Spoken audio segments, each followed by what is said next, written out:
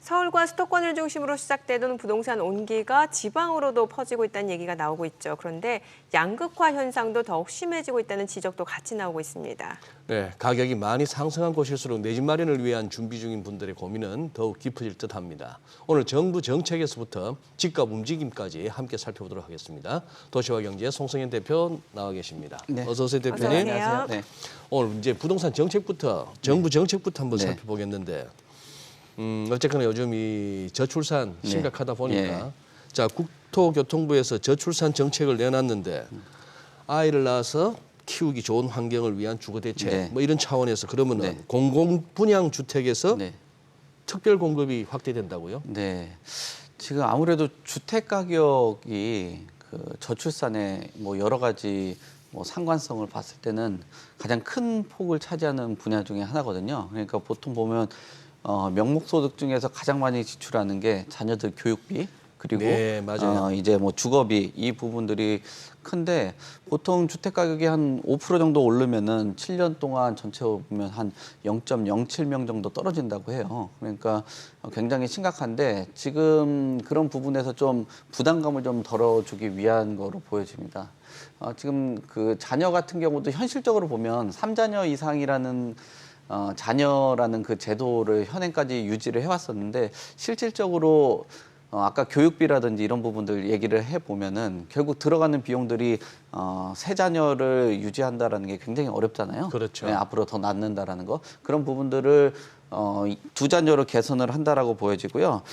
그리고 그 외적으로 보면은 지금 그 신생아 관련돼 가지고 특별 공급이라든지 또는 소득이라든지 이런 부분들을 상향을 하고 있습니다. 그래서 보면은 임신 중인 경우에도 입주까지 출산 증명을 하면 되고요. 소득 같은 경우도 150%까지도 지금 이제 충족을 하는 경우 이제 공급 대상으로 되는데 150%라고 하면은 3인 가족으로 했을 때는 한 810만 원 정도 되거든요. 그러니까 예전에는 소득이 너무 높으면은 이런 뭐 특별 공급 대상에서 빠지는 그런 형상들을 가졌었는데 결국은 자녀가 2명이 있고 소득이 좀 풍부하다라고 뭐 평가도 해볼 수도 있겠죠. 한 150% 상향 정도 한다면 그 폭을 좀 넓혀준다라고 볼 수 있고요.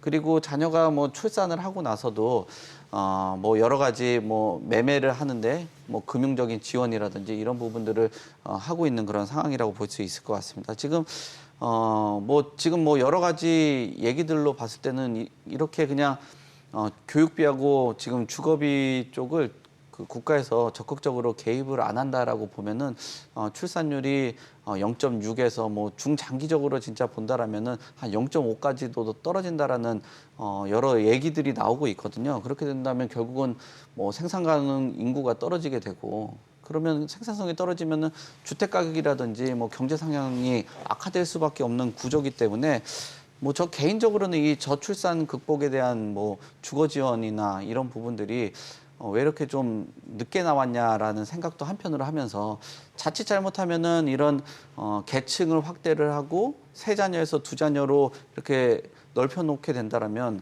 또 한편으로는 주택 가격 때문에 집을 못 사는 구조였는데 주택 가격을 떠받치거나 주택 가격을 올릴 수 있는 구조로 자칫 잘못해가지고 만들어 버린다면은 집값이 안정적이어야지 결혼을 한다라는 글쎄, 건데, 예. 네, 자칫 정부 개입이 정교하지 못하고 뭐 대출을 통해서 또는 소득을 통해서 집을 살 수 있는 구조를 자꾸 만들어준다면 집값이 올라가면서 몇몇 이자녀나 소득 계층 있는 사람들은 집을 마련할지 모르겠지만 앞으로 그리고 40대, 50대 그리고 아직까지도 장기적으로 집을 못 산 사람들한테는 네. 또 힘든 그 과정이 될 수 있겠다라고 보여집니다. 그러네요. 진짜 송 대표님 설명을 듣다 보니까 과연 좀 이게 실질적인 실질적인 어떤 그 저출산 대책인가 싶은 거예요. 이미 두 자녀 낳으신 분들은 혜택을 보겠습니다만 그렇다고 더 나을 건 아니잖아요. 그렇죠, 네.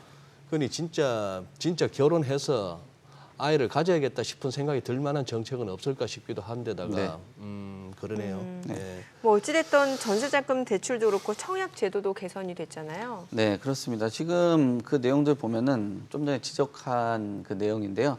이게 주택가격 요건을 기존 6억에서 9억으로 확대를 하고요. 네. 그리고 지원들 보면은 그 일반에게는 뭐 6천, 그다음 신혼에게는 7천만 원 이하, 1억 3천만 원 이하로 소득 요건도 완화를 한 그런 상황이고요.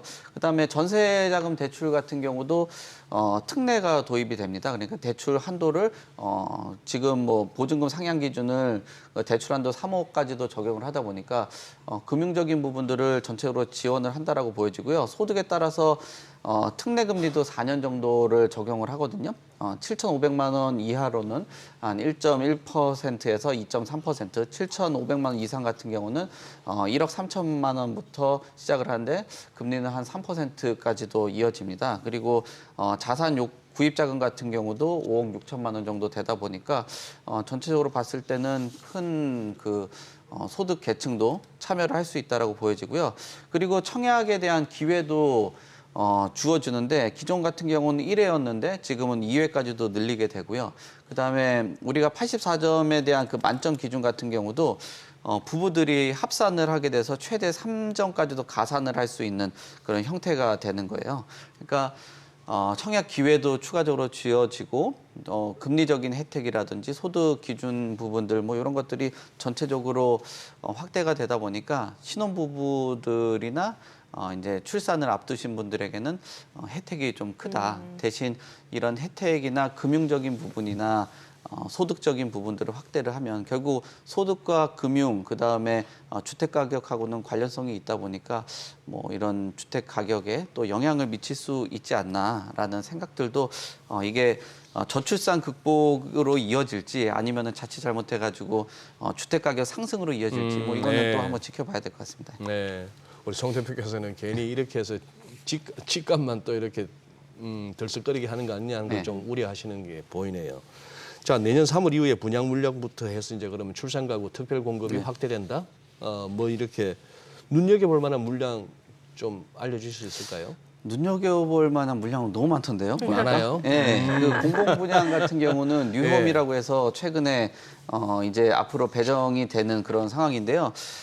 성동구치소 자리에 위치한 곳하고요. 그다음에 명목 행정타운도 이 공공 분양에서 위치를 합니다. 지금 서울에서 물량들이 잘 안 나오고 있는 곳인데 선호도가 높은 지역이라고 보고요. 민간 분양 같은 경우는 노량진 8구역, 그다음 대형 건설사가 들어가는 곳이잖아요. 그다음 한남 3구역, 그다음 신반포 21차 재건축, 브랜드 단지에 뭐 이거는 그 특별 공급하시는 분들뿐만 아니라 모든 사람들이 다 아실 만한 지역이라고 볼 수 있고요.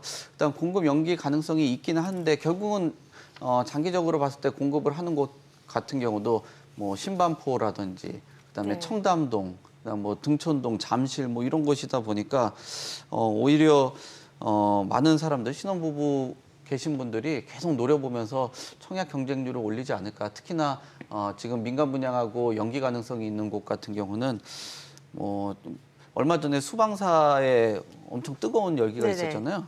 그건 못지않게 굉장히 그 열기가 과열되는 형상까지도 나타나지 않을 만한 수방서 저 남태령 넘어가는 쪽 거기 예. 거기 말씀. 동작구 그 한강뷰 그때 한창 얘기 많이 하셨던 거기? 예, 한강뷰. 네. 그때 한강뷰. 기억나시죠? 예. 한강뷰. 저 쫑코 막 미기시던. 네, 거기보다도 입지적으로 또 선호도적인 부분에서도 강점인 지역이다 보니까 많이 몰릴 것 같습니다. 네. 네.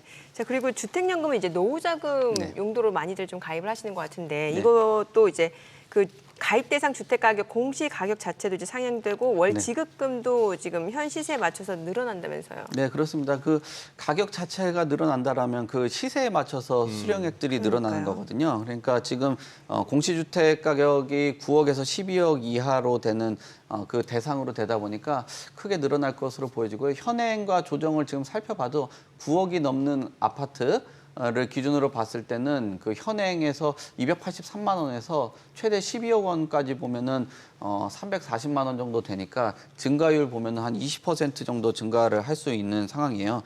주택연금이라는 게 강점을 많이 가지고 있습니다. 뭐 평생 거주를 할 수 있고 또 평생 지급이 되다 보니까 노후에 안정적인 그런 연금이라고도 볼 수 있어요. 그리고 나라에서 보증을 하기 때문에 이런 안정성이 확보되어 있고 지급에 대해서도 뭐 안정성이 확보가 되어 있을 수 있죠. 그리고 뭐 상속 같은 경우를 하실 경우도 전체적인 금액에서 차감된 이후에 상속이 되다 보니까 좀 믿을만하다라고 볼 수 있습니다. 다만 단점으로도 지적을 해보면서 주택연금 가입하시는 분들이 좀 신중하게 생각을 해보실 네. 필요가 있는 게 이게 거래 금액이 아니고 시가라는 게 중요하고요. 네. 그리고 주택 가격이 지금 오를 수 있다라는 전망들도 나오고 있잖아요. 네. 맞아요. 그러면 향후 주택 가격을 적용하지 않고 현재 시세로 받는 거다 보니까 이런 뭐 20% 정도 상승한 부분들이 주택 가격 상승한 것보다도 못 미친다라면은 뭐 굳이 가입하려고 하는 사람들이 있지 않을 수도 있고요.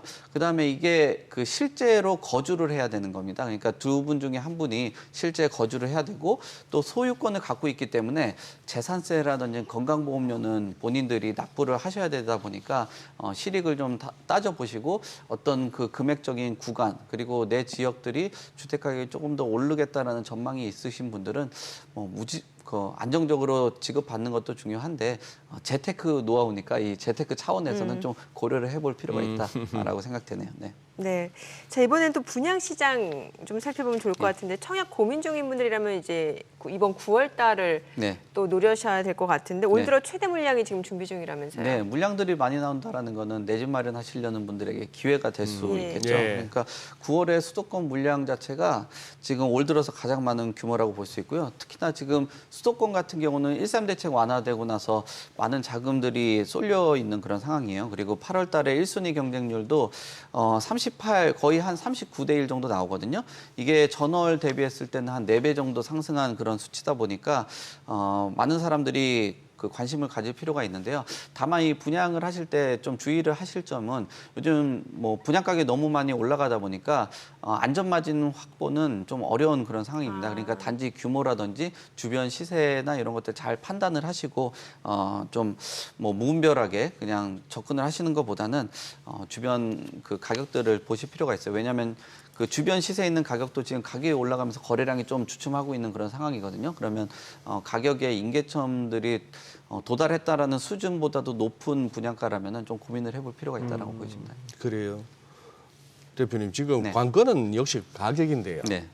이 고물가 이제 뭐 계속 장기화되고 있고 하반기에도 지금 분양가 상승이 예고돼 있는데 네. 요즘도 계속 오르고 있지 않습니까? 네. 이 분양가 상승은 근데 이거 악재로 여겨져야 될 텐데 요즘은 호재로 받아들인다는 건 무슨 얘기입니까 이게? 그러니까 원래 분양가 가격이 네. 높다라면은 시장에서 경쟁력이 떨어지다 보니까 글쎄요. 많은 사람들한테 네. 외면받아야 되는데 지금보다 분양가가 더 올라갈 수 있다라는 그 우려들 때문에 많은 사람들이 오히려 지금 그 비용이 더 올라가기 전에 사는 게 더 낫다. 그러다 보니까 논리입니까?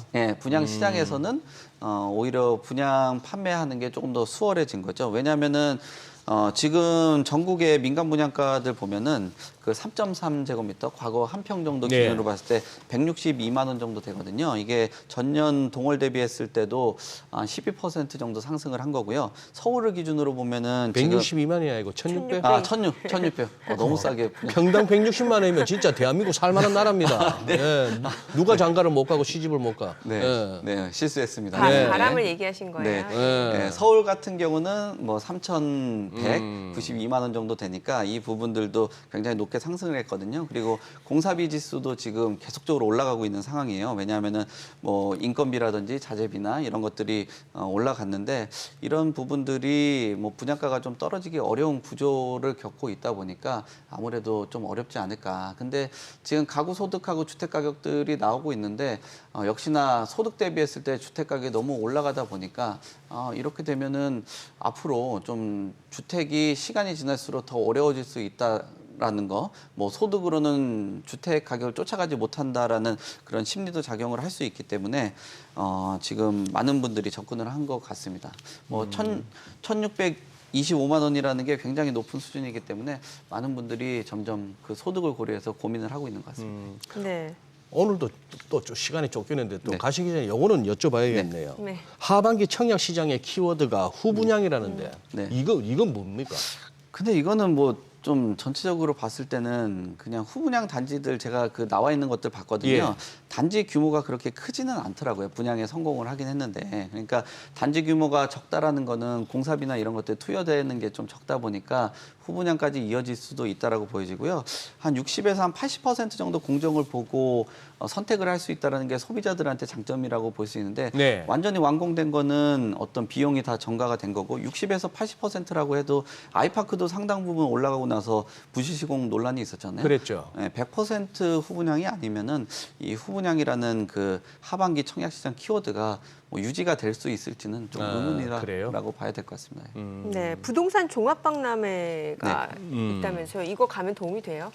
제가 볼 때는 재테크 머니쇼 이 하우머니가 1순위고 한 2순위 정도로는 뭐 한번 가볼 만할 것 같습니다. 시간이 있으신 분들. 예, 저희는 온라인이니까 여기는 오프라인이니까 아. 온라인으로 보면서 뭐 저하고 뭐 세 분은 안 갈 것 같긴 한데 많은 분들은 좀 참가를 하셔가지고 보셨으면 좋겠습니다. 네. 어디서 하나요, 그게? 지금 여기가 뭐 코엑스에서 하는 거로 보여지는데요. 뭐 매년 하고 있고요. 뭐 지금 분양가라든지 또는 뭐 건설사, 시행사, 뭐 건설 동향 같은 거 파악하기에는 좋은 겁니다. 뭐 저희도 매주 알려드리긴 하겠지만 그래도 저희는 시간에 제약이 있는데 네. 좀 충분하게 있고 본인들이 원하는 부분들을 관람을 할 수 있으니까 많은 분들 참여를 하셔가지고 뭐 방문을 하시고 많은 정보 받아가셨으면 좋겠습니다. 네. 네, 오늘 내용 잘 들었습니다. 고맙습니다. 고맙습니다. 네, 감사합니다. 네.